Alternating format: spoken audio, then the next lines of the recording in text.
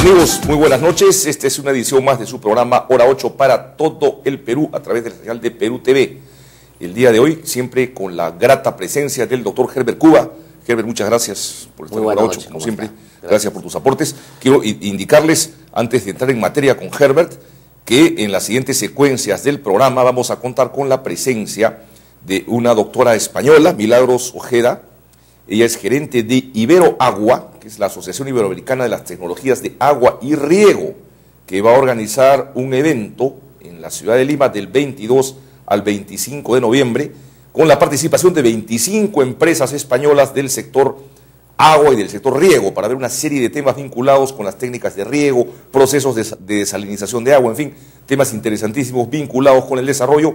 Y en la siguiente parte del programa vendrá finalmente el ingeniero Juan Leguía Letelier, con quien conversaremos sobre los últimos detalles relacionados con el gran evento metalúrgico del 24 al 29 de este mes, que se realizará en la ciudad de Tacna, en el Instituto Cultural Peruano Norteamericano, organizado por el Colegio de Ingenieros Metalurgistas del Perú y la Universidad Jorge Basadre. No se lo pierdan. Herbert, muchas gracias por la paciencia y permitirme hacer esta introducción. Nosotros siempre promoviendo temas vinculados al desarrollo. Entrando en materia, en el sector salud, una de las cosas que ha hecho mucho ruido político en estos últimos días ha sido el tema de la planificación familiar, esa presentación de repente, en mi concepto, un poco exagerada de los condones por parte de las autoridades del gobierno, que justificaron de alguna manera, creo yo, la reacción de las autoridades de la Iglesia, porque me parece que hay formas, ¿no? Así es, efectivamente. La planificación familiar es una estrategia que tiene el Ministerio de Salud y el gobierno y el Estado peruano, precisamente para generar igualdad o equidad en las relaciones entre las personas.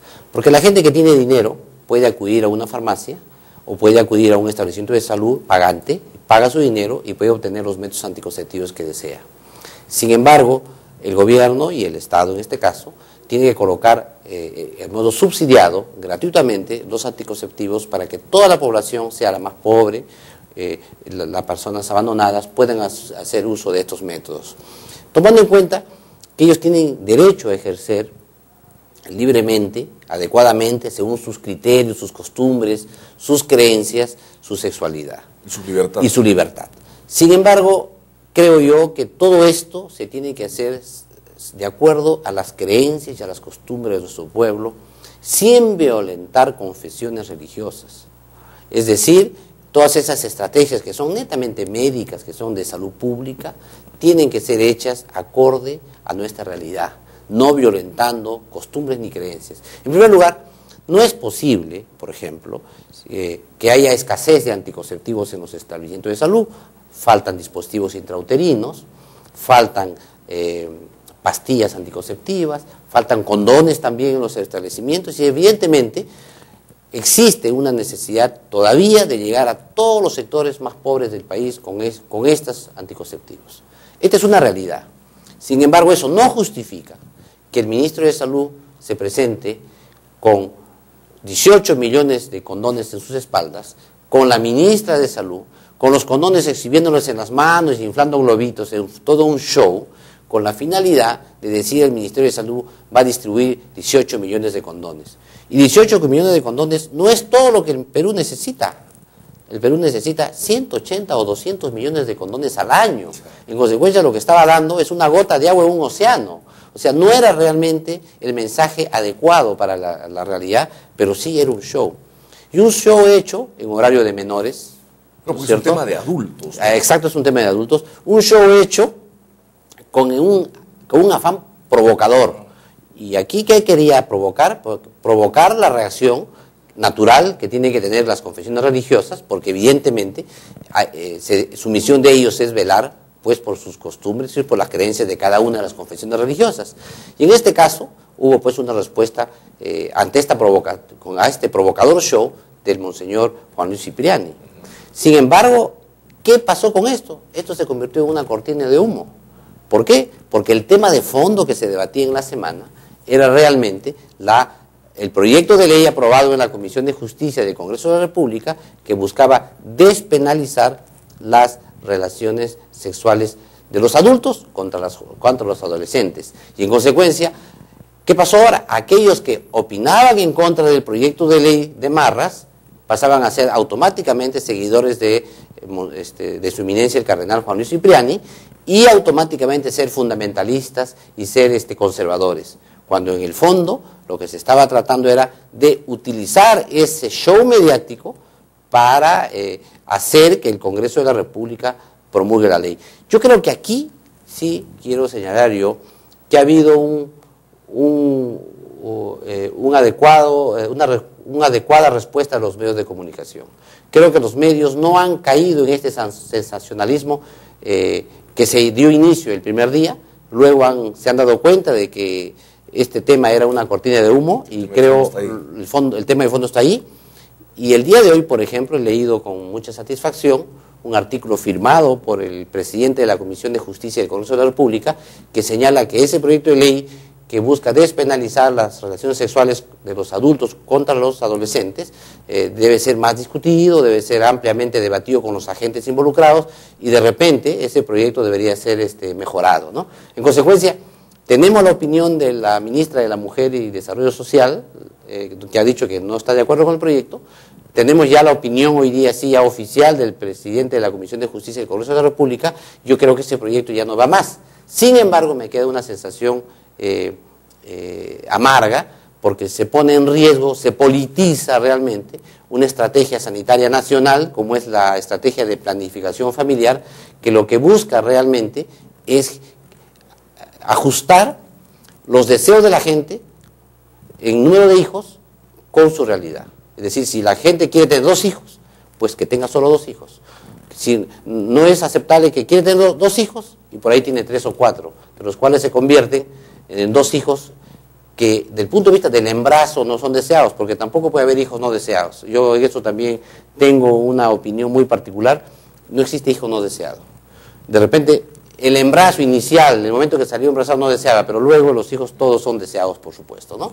Pero se ha incluido esta nomenclatura de los hijos no deseados. Sin embargo, este mecanismo, es decir, la gente quiere tener 2 hijos y tiene la posibilidad de métodos anticonceptivos, obviamente que la pobreza no debe ser un factor de discriminación. El Estado y el gobierno tienen la obligación moral de darles los mecanismos tecnológicos suficientes para que estos hijos no vengan al mundo, si es que no son deseados por sus padres, pero más aún con métodos anticonceptivos que se ajusten a la moralidad de cada pueblo. Tampoco podemos imponer aquí nosotros métodos anticonceptivos que no van con nuestra realidad. Yo aquí tengo siempre un ejemplo para que la gente me comprenda. Sería muy sencillo combatir el SIDA en el Perú si el presidente de la República, Alan García, emite un decreto de urgencia o supremo y dice prohibidas las relaciones sexuales entre los peruanos durante 10 años. Con toda seguridad que no habría SIDA, desaparece el SIDA. Pero la pregunta es, ¿eso se podrá cumplir? No, no se va a poder cumplir porque choca contra ¿qué? Contra las costumbres, choca contra ¿qué? Contra el comportamiento y los instintos y la naturaleza del ser humano. Claro. O sea, lo científico no necesariamente se tiene que aplicar. Lo científico tiene que pasar por una viabilidad social. Y la viabilidad social en este caso está respetar en primer lugar las costumbres, los valores, las ideas y la idiosincrasia que tiene cada pueblo. No nos van a venir a nosotros a querer cambiar porque se hace en Francia o porque se hace en Estados Unidos, también debe hacerse en el Perú. No, la política de salud se construye precisamente en un contexto. Eso lo hemos conversado en algún momento determinado. Hay que buscar cómo intervenimos en ese contexto para buscar estilos de vida favorables, estilos de vida saludables. Yo creo que en este tema precisamente de la sexualidad es donde mejor debe comportarse el Ministerio de Salud y debería dar el ejemplo. Sus intervenciones en este tema debería ser sin aspaviento, debería ser con directivas claras, con normas claras que existen, que las tienen. Se maneja un programa de planificación familiar que tiene más de 30 años en el Perú. Han habido exabruptos. ¿Quién no recordará, por ejemplo, la famosa época de las ligaduras de trompas voluntarias, que después se transformaron en obligatorias? Los festivales de las ligaduras, que han sido sumamente cuestionadas y con justa razón. ¿Quién no recordará también, por ejemplo, toda esta polémica que se hizo a partir de la píldora del día siguiente, sin darse cuenta que ya ese método de emergencia se usaba en el Perú también hace 30 años, era el método Yuspe? Sin embargo, se hizo todo un escándalo precisamente por la forma. Y hoy día, por el simple condón, todo un escándalo mediático, cuando la verdad de las cosas no era para tanto, era simplemente en la forma en que se dan las cosas. Yo creo que en este acápite el ministro de Salud debería hacer un mea culpa y debería de darse cuenta realmente que cuando hablamos de temas tan espinosos como la sexualidad humana, debería tratar respetando los valores y las costumbres del país.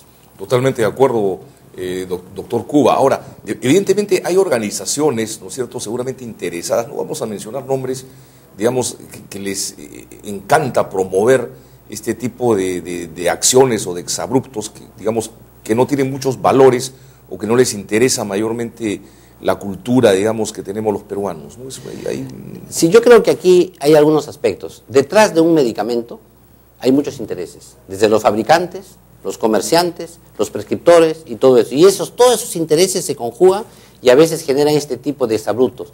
Pero yo creo que el médico, el ministro de Salud y el funcionario de Salud debe darse cuenta de todo esto y tratar de llevar las cosas en paz y en calma como debería ser. De acuerdo. Vamos a unos pequeños cortes comerciales, Herbert, y regresamos. Amigos, no se vayan, esto es Hora 8.